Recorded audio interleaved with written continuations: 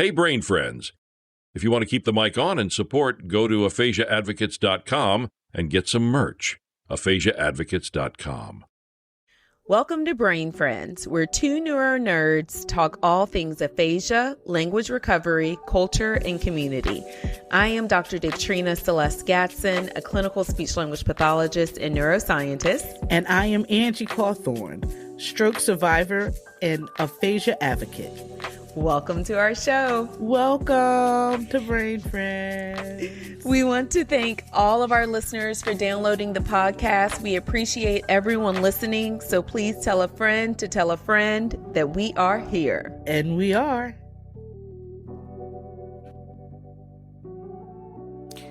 All right, so track with me. A stroke is like a single massive lightning strike hitting the central power grid of a city. In a flash, the lines are down, the supply of energy is severed, and block by block by block, the city inside your head starts to go dark. Click, clack, click, clack. You know what I'm talking about. The street lights are flickering out, the communication lines go dead, and the system that keeps everything running begins to fail. At that moment, recovery isn't about just waiting for the storm to pass.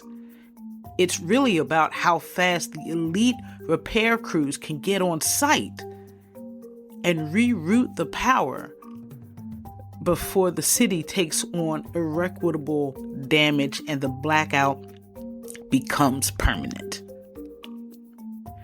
That's what we're talking about today. Today, we're just not talking about the storm. We're talking about the 2026 blueprints for the crews who saved the city. I'm Angie Cawthorn, and welcome to Brain Friends, the podcast. This is a show where we take the complex world of aphasia, cognitive communication disorders, and life after stroke and turn them into language you can actually use. All right, so quick disclaimer. We're here as an education and community conversation. This is not medical advice. If you think you or someone is having a stroke, you might want to cut off the podcast and go call 911. Are you serious right now? I had to say that. Anyway, before we get into the science of the power grid, I have to talk about the heart of this work. It is February 2026, and as the release of this podcast, as of this week, Brain Friends has listeners in over 90 countries. That's global reach that matters. Because of the legacy this month, the National Aphasia Association is holding its Ask the Expert webinar in memory of the great and brilliant Dictrina Celeste Gatson. From this year forward, every February session of Ask the Expert will be held in her memory. It's wonderful. They are officially launching the Dictrina Celeste Gatson Health Equity Program along with the new Health Equity Mini Grants. All of these will be discussed and explained on the webinar on the 11th of February 2026. And for the scholars who are ready to follow in her footsteps, Georgetown University has a program for junior scholars. A 6-week summer research experience focused on stroke recovery. The links are in the bio. And that's in DC. So who doesn't love that? Okay, so the reason today's episode is a lean in moment is because the American Stroke Association reached out to share a massive update. The 2026 American Heart Association, American Stroke Association guideline for the early management of patients with acute ischemic stroke. Now, listen, clinical guidelines aren't like phone updates. They don't happen every year or while you're asleep in the middle of the night, okay? When they change, it's because the science has moved so much that the old map is now obsolete. It's the new playbook that shapes how stroke is recognized, triaged, and treated in real time. I just finished recording with the chair of the writing group, and I said, wow, so many times during the edit, it was borderline embarrassing. He explains the care with a level of clarity that survivors and families actually use. So listen, I usually do an icebreaker with my guests, but I was a little nervous and I completely forgot. But we're going to act like this was a professional pivot, and we're going to do a quick true or false together. Okay? All right. So first one, true or false? Most strokes are ischemic. Okay, see, that's true. They're usually caused by a blood vessel and account for about 87% of all strokes. Okay, true or false? Clinical guidelines are updated every year. Now, you see, that's false. See, I just told you that. If you were listening a minute ago, I just told you that. They're only updated when evidence demands it. And it's an intensive, high-stakes process. All right, last one. True or false? A clinical guideline is written by a few friends in a room and finished quickly. Now, you see, again, I was testing you to see if you were paying attention, because I told you it's a vigorous, multi-layered gauntlet of peer and expert review. Now, so those weren't, I fooled you a little bit because those weren't trivia questions. Now, I want to introduce today's guest properly. And I'm going to do it by reading his bio exactly as it was provided to me. This matters, and it tells you who he is, what he does, and why his perspective is worth your attention. Dr. Shyam Pabakaron is an internationally recognized leader in vascular neurology and stroke research and treatment. Is the James Nelson and Anna Lewis Raymond Professor and the chair of the Department of Neurology at the University of Chicago. Dr. Shyam received his medical education at the Rutgers, New Jersey Medical School and completed his residency in neurology at New York Presbyterian Hospital, Weill Cornell Medical College. He followed with his clinical fellowship in vascular neurology at New York Presbyterian Hospital, Columbia University Medical Center, and a Master's of Science degree in epidemiology at Columbia University under the mentorship of Ralph Succa. His scientific expertise includes stroke epidemiology, imaging, predictive analytics, and stroke services research. He has led multiple federal-funded projects, including from PCORI, AHRQ, NINDS, and NHLBI. He is the PI, principal investigator, of a Stroke Neck Regional Coordinating Center in Chicago, and also an MPI of a multi-center cluster randomized trial targeting door in, door out times for stroke transfers. Now, let me give you a quick practical reason that last line matters, because I want you listening with purpose. Door in, door out times refer to how long someone spends in the emergency department at a hospital before being transferred to another hospital for a higher level of stroke care. There's levels to the different hospitals have different, you will hear about time-sensitive stroke care, what urgency actually looks like in a system, and why timing and treatment are so central to outcomes. And we will talk about communication, how clinicians can reduce language overload, and how patients and family can ask better questions and advocate for understanding. My goal today is that when you leave this episode, the outro music plays, you feel smarter, steadier, and more informed. Not alarmed, not overwhelmed, just a little smarter. All right. Dr. Shyam Pabakaron, welcome to Brain Friends.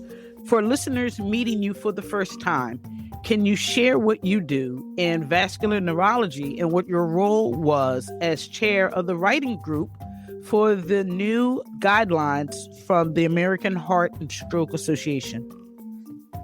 Sure. So I am, again, a vascular neurologist. That means I take care of patients with stroke, both in the hospital and in the clinic.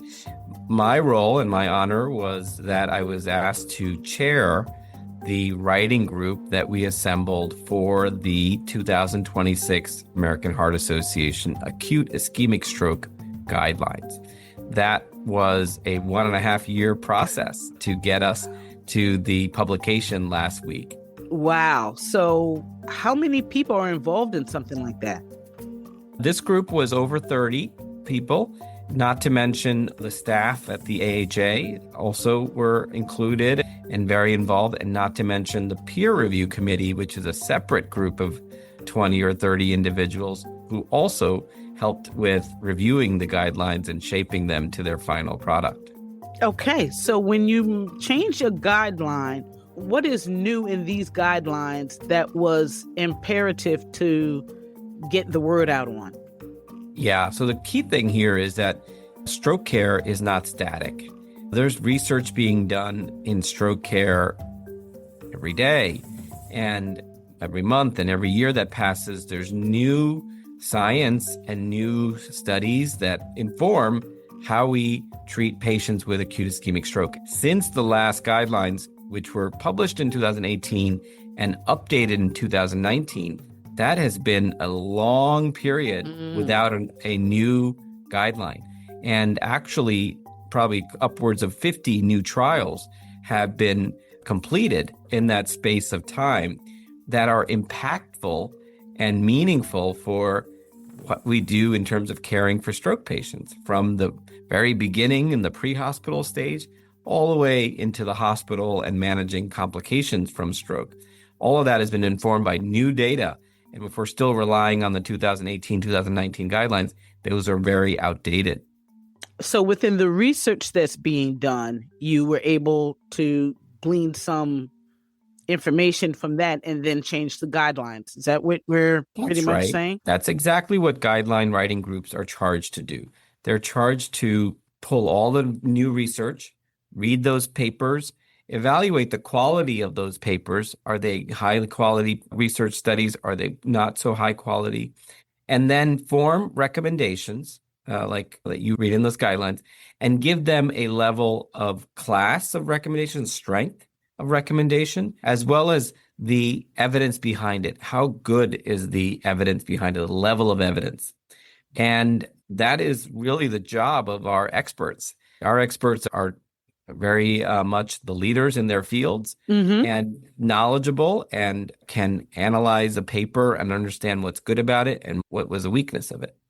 So when you look at a paper that is a stronger paper versus a weaker paper, I'm assuming, and please correct me if I'm wrong, that would be how many participants they had, were the IRB guidelines maintained? What are the other things that make a research thing strong versus not so great? Okay. You hit on a couple of really good features that we use to evaluate a paper.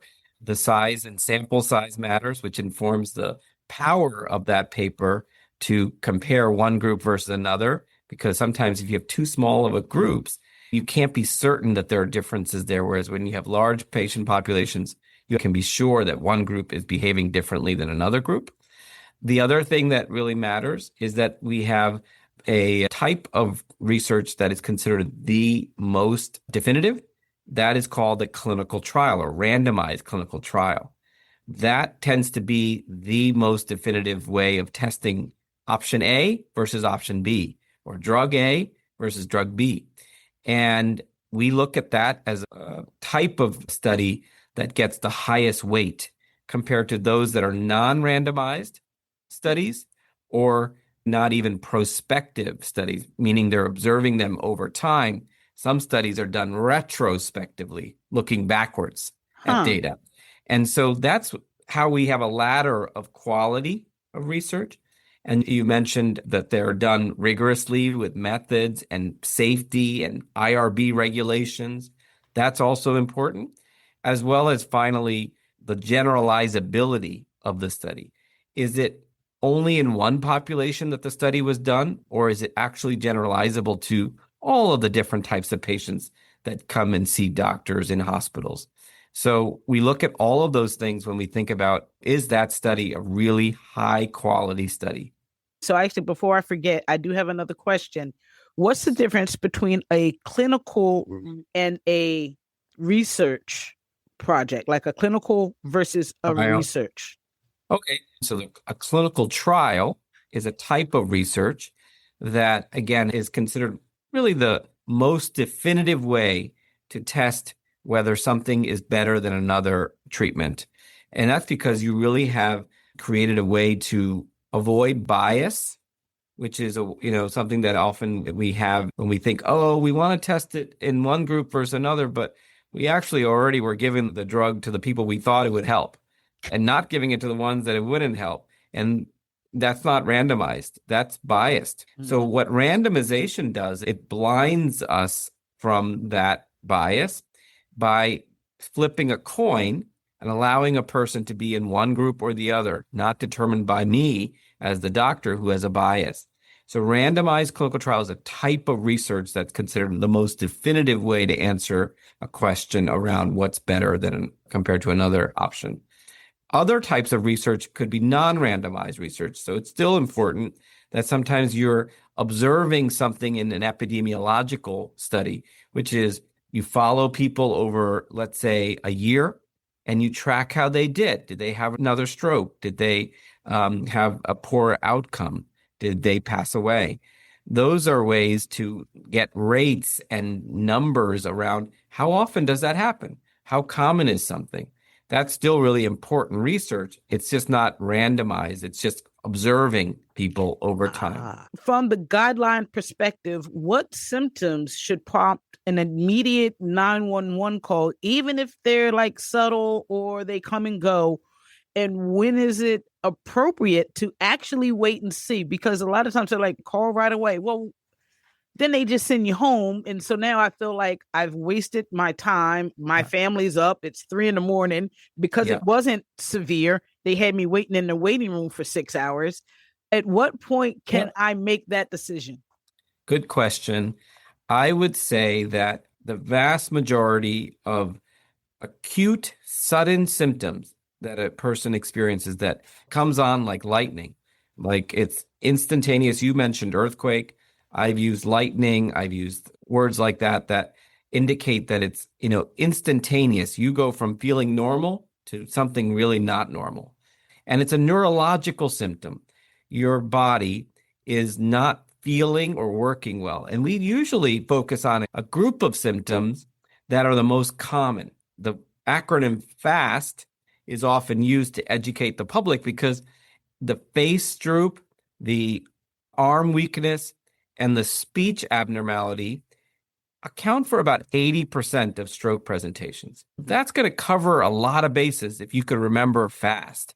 So a face droop that you're noticed or somebody notices on you, that your arm is not working well and it's weak on one side. Typically it's one side and not both together at the same time. Mm-hmm. And if your speech is either slurred or aphasic, saying the wrong words, mixing up words, or not understanding language, all of those, if they occurred suddenly, like out of the blue, is worrisome for an acute stroke and should warrant and should result in calling 911, because that's the quickest way to get in to the appropriate hospital, and they're able to stabilize you in case something worse could happen in the minutes after that, right? Some people start with that, and then they could deteriorate quickly, and an ambulance is serviced by individuals who are trained, and they can stabilize, they can intubate, they can give medications. So that's really important. Now, there are symptoms that are more subtle. You mentioned the word subtle. that can still be a stroke and are not those three common symptoms. So what are they? Well, it might be a sudden loss of balance where you're leaning to one side. It might be a sudden loss of vision where one side of your vision or one eye sometimes is lost sight. Or you're double. All of a sudden, whenever you're looking with two eyes open, your vision is double. Those are worrisome signs of stroke in the posterior circulation, the back of the brain, whereas the FANS can be both the front part of the brain, the anterior circulation, or the back of the brain. So some of those subtle ones are important to recognize if, again, they came on suddenly out of the blue and you don't have any other explanation for it. Now, are there times where you could wait and see? I would say it's incredibly rare that we recommend that. I would say wait and see if it's a problem that you've had over and over in your life. If it's identical to other times where you felt this way, and it turned out it was a migraine attack or a feeling that you get when you sit in a certain position, and you've known that about yourself. So in those instances, waiting and seeing is probably okay. Because you have in your mind a sense that, oh, this has happened to me before, and I don't think this is different from that. If it's different from that, you probably still should call 911. And so I would say it's infrequent that we would say, wait it out. I've never seen a guideline that says, you know what, you're good here. I'd rather you err on the side of error and being wrong and safe than being at home and then something terrible is happening and you don't get in fast enough to get blood thinner treatment that we've talked in the guidelines about, tenecteplase or alteplase, or the thrombectomy, which is really important if you're having a severe stroke and a blockage of a large vessel. Those things will not be offered to you if you come in too late or not at all. I was actually told by Dr. Roy Hamilton out of Penn. Yeah. Dr. Roy Hamilton is a friend to the room, and he was telling me that the thrombosis, you don't have to be at the hospital as soon now. Yeah, so we have a larger window. I'll caution that just by saying the following, that even though we have a longer window up to 24 hours for actually both the blood thinners in select patients, thrombectomy in select patients, there are still benefits of being treated earlier in that window. So even though you have until 24 hours to get the treatments, your chances of having a really good outcome are better if you came in the earlier part of the window rather than the later part of the window. Time is money. Time is brain. Exactly. The guidelines also try to address this. Our healthcare professionals, paramedics, Ts, are fallible, meaning they make mistakes and we make mistakes. Everybody does. But we do need to do a good job of making sure they know what types of symptoms constitute a stroke and how to screen for a stroke. That's really emphasized as well, utilizing screening tools in the field. And those include FAST, actually. That's a common screening tool. There's others that are similar to it called the Cincinnati pre-hospital stroke scale. These are ways to just do a standardized assessment. So you're not just making a judgment one time and then using, your guesstimate the next time. You're using something standardized. It's a score, and it should tell you if it's scored as a positive, your speech was abnormal or your face was abnormal. No matter what, that's a score positive for a possible stroke, and they should be acting as if it's a stroke at that point. No longer saying that it's, I don't believe the scale. No, the scale is the scale. Right. So that is part of the guidelines too, to reinforce that all of our system partners from the pre-hospital to the hospital need to have the highest level of education about stroke and the importance of screening tools in the field so that patients can get to the right hospital. Walk us through the ideal timeline from arrival in the emergency department to diagnosis and treatment, and where do the delays most often occur, and what does the guideline emphasize and look to address to reduce them? Yes, good question. So we know that when a person comes in through the emergency room, that hospitals are now set up to have protocols to call a stroke alert. That's the first step that usually happens when somebody says, I think this person's having a stroke. They've had a screen for it in triage, and the person looks like they're having a stroke. They'll call a stroke alert page. And typically on that page, there's going to be members of the stroke team that are activated. Those might include a stroke neurologist, a vascular neurologist like myself, or it might also include more advanced providers who are either interventional neurosurgeons or neuroradiologists or neurologists. Those are people who might be needed if it's going to escalate all the way to doing that thrombectomy procedure. So they're all being activated. And then the first step at that point is getting assessed for stroke by one of those team members, typically the stroke neurologist, and getting the patient to a scanner, a CT scan or an MRI scan in some of the advanced centers that can do an MRI quickly. It still has to be done quickly. So within 25 minutes, you need to have that scan completed and beginning to be reviewed by the team, the radiologist, but also the stroke neurologists and surgeons and interventionalists. And if that scan is completed and we have information about whether there is a stroke already present, that would tell us whether there's treatment options. The biggest barrier right now, once you've hit the emergency room, is in that early window of triage where people still need to use their screening tools. The nurses, the emergency room doctors have to be thinking stroke when somebody comes in with maybe vague symptoms, maybe they're subtle. Their radar has to be on and they have to be thinking about stroke. So that activation time to getting that stroke team involved is sometimes a barrier if it's not obvious, if it's not an obvious stroke. And then imaging time, getting patients quickly imaged. We set a goal of 25 in the guideline, 25 minutes. It could be even shorter in places that are really doing it well. It could be within 10 minutes that their imaging is done, because that's the first step in getting you to a diagnosis. And then the challenge becomes delivering treatments that work. So if you're eligible for thrombolysis based on that initial assessment and that scan, how quickly can the drug be prepared and given to you in that emergency room?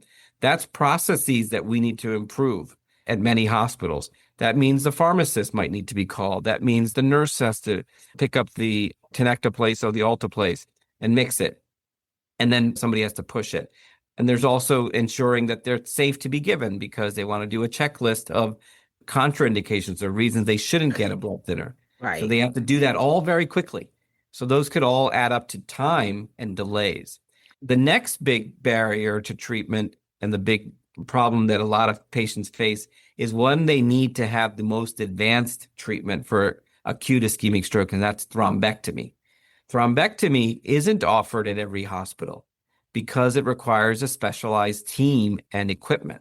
So that is offered at thrombectomy stroke centers, or what's also the next level, the comprehensive stroke centers. So those centers are far less frequent in our communities than your primary stroke centers or acute stroke ready small hospitals.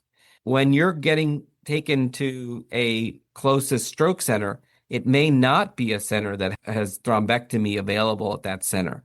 So the guidelines do talk about when that is a possibility and you have a high enough suspicion in the ambulance or in the field that this person's having a severe stroke or a large vessel occlusion stroke, taking them to the comprehensive or thrombectomy center if it's within a reasonable distance, because they'll need to be transferred to the comprehensive stroke center for the highest type of level of care. And in that scenario, when they actually go to one hospital and have to be transferred, the time delay, the transfer delay to getting to that next hospital sometimes can be in the order of hours. Oh my God. So that is brain tissue dying and, of course, time ticking that is irreversible. You're losing all that tissue.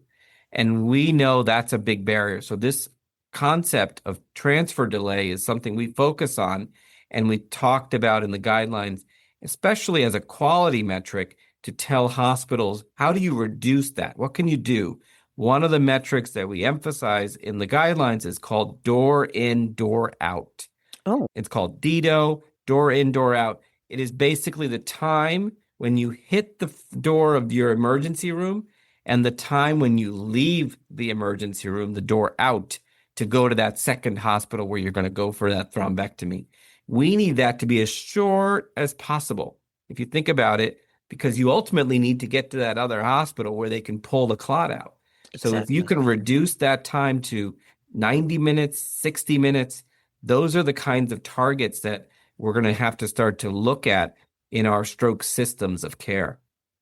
Wow. That is, so one of my questions was actually, if I'm at home and my husband's going to drive me and it looks like maybe it might be, we're assuming it's a stroke, right?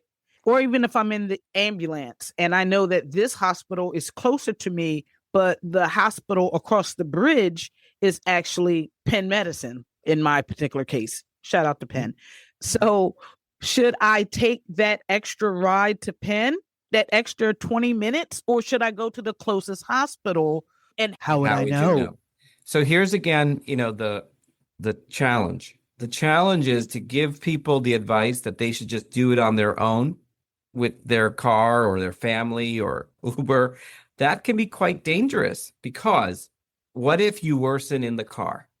What if you now become unconscious in the car? That you don't have anybody to help you in that situation. So if you're having a stroke, we still think calling 911 is the right thing to do.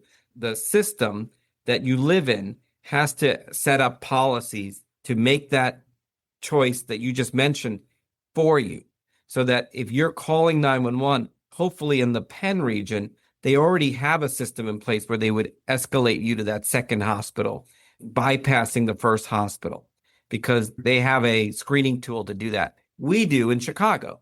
So we have a system where if you call 911 in the city of Chicago, depending on the severity of your symptoms in the assessment by the paramedics, they can go to a slightly more distant hospital because it's the most advanced one that could potentially treat a large vessel occlusion, a blockage of a brain artery that couldn't be done at the first hospital that was closer.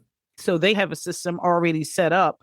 When did those type of differences come about? I would say in the last 5 to 10 years, many regions have started to implement these policies. They happen to be policies because there's often a municipality that oversees fire department, and they have to introduce them and approve them. So it's often under the governance of a city or a county or a state, and they will then develop those policies and implement and train their paramedics to know that now the policy and the protocol is that if you assess somebody and they're having a more severe type of stroke based on your assessment, your options are actually to escalate them to a further away, but still appropriate comprehensive or thrombectomy center.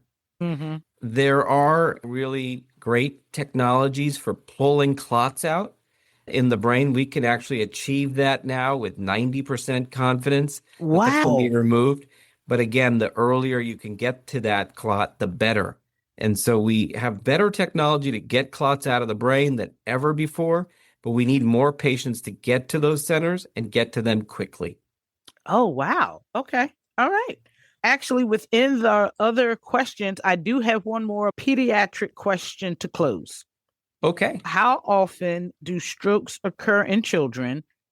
Why are they commonly missed? And how do the new guidelines help to reduce this misdiagnosis of the babies? We got to take care of the babies. Yeah. So this was a real step forward of these guidelines. Never before have we tackled pediatric stroke in these guidelines. They were always called adult ischemic stroke guidelines. And so we decided that we would try to do that. We realized, as you said, that is a population that is not being treated with the same degree of standardization, and wanting to get people to kind of at least approach it in similar ways while we continue to advance the science, because that is the missing link compared to adult stroke, is that there are not that many studies in pediatric stroke to tell us that this is better than that option. Those types of rigorous, high-quality studies that we talked about at the beginning have thousands of patients in it, so you can say that we know one is better than another. We don't have that kind of data in pediatric stroke. It's rarer. That's good news. It doesn't happen that often compared to adult ischemic stroke. And there are differences in the way they present. I mentioned the classic signs of stroke in adults, face, arm, speech. Actually, in children, it might be more varied. They might actually have both sides of their body be affected. They might actually lose consciousness. They might actually have a seizure as their first presentation, because the brain of a child is very different and less fully developed than the brain of an adult. So there are nuances to stroke detection and diagnosis in children. And then the treatment options that are available, we have less data about them than in adults. Nevertheless, the guidelines took the position that when possible, we wanted to be able to include them in the guidelines and make recommendations. For instance, around the safety of blood thinners in children over 1 month of age up to 18, that we think they can be done in the right setting, in the right place, as well as pulling clots out, thrombectomy in children who are coming in with big syndromes, big stroke symptoms, and the blockage is found on imaging of the brain. And so there are some things we think should be considered in children in the right center, in the right hands, because those experts need to be there to make those types of decisions, because we're talking about babies and children here. We want to make sure whatever's being done is done by the best people and that they're doing it with the best knowledge and best data available to make those decisions. That is absolutely amazing. I have so many questions about the children having strokes and how you said like 0 months. What causes it? It changes depending on the age group. In the very young, it could be congenital problem. It could be something they're born with, and that's the cause of their stroke. As they age, sometimes it's due to what's called focal angiopathy or focal narrowing. That's often thought to be post-viral. Some patients will get a bad illness, and then they get inflammation that attacks those arteries and causes them to narrow suddenly and close. And then in other people, it's traumatic. As children get more active, they might injure an artery in their neck, and that can cause the artery to tear and cause a stroke. So these are less common, but they're more unusual too, the causes. Right. It could be a congenital problem, a traumatic problem, or a infectious problem. That is absolutely amazing. And that is always just so scary when, you're dealing with children and how they present and they don't know. They're like, oh, my neck hurts, my arms. Right. Oh, look, I'm like a robot. I don't have arms. You're like, no, that's a stroke, son.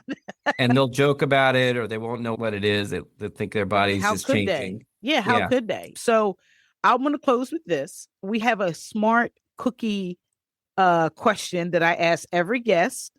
What is one piece of advice you would give to help people protect their brain health? What is the one piece of advice that you tell your favorite auntie about brain health?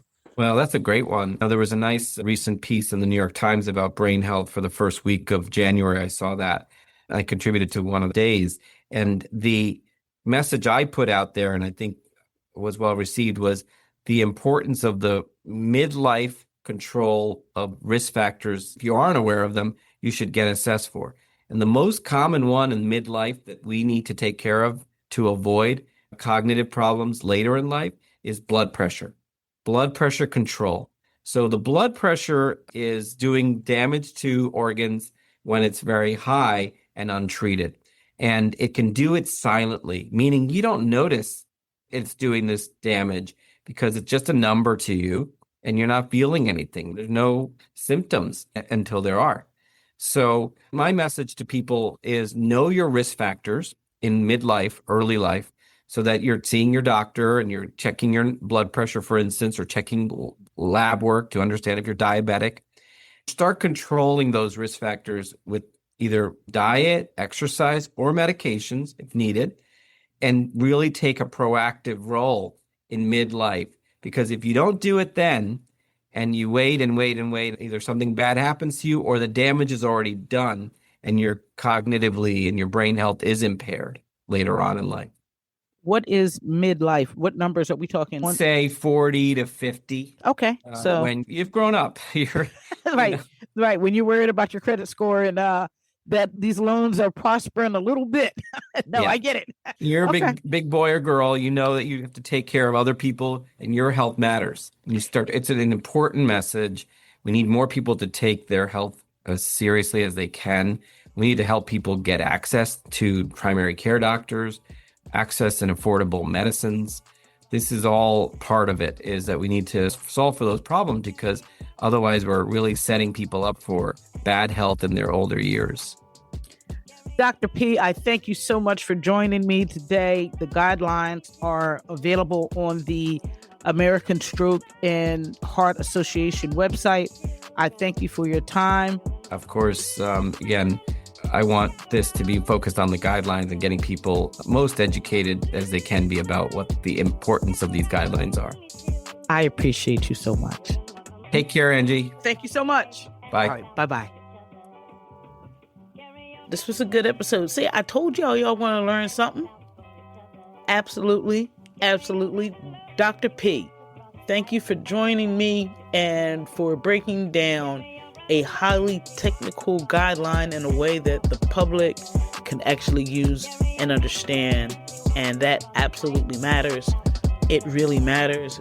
It really does make a difference. So thank you for that.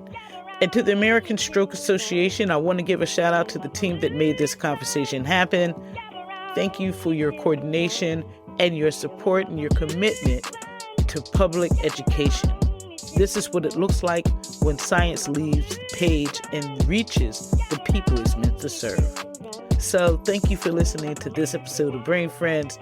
Again, my name is Angie Cawthorn. This is Brain Friends.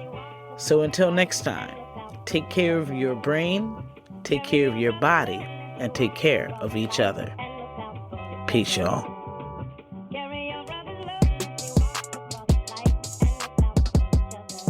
We hope you enjoyed this episode of Brain Friends. Please leave us a 5-star review on Apple Podcasts or your favorite streaming platform.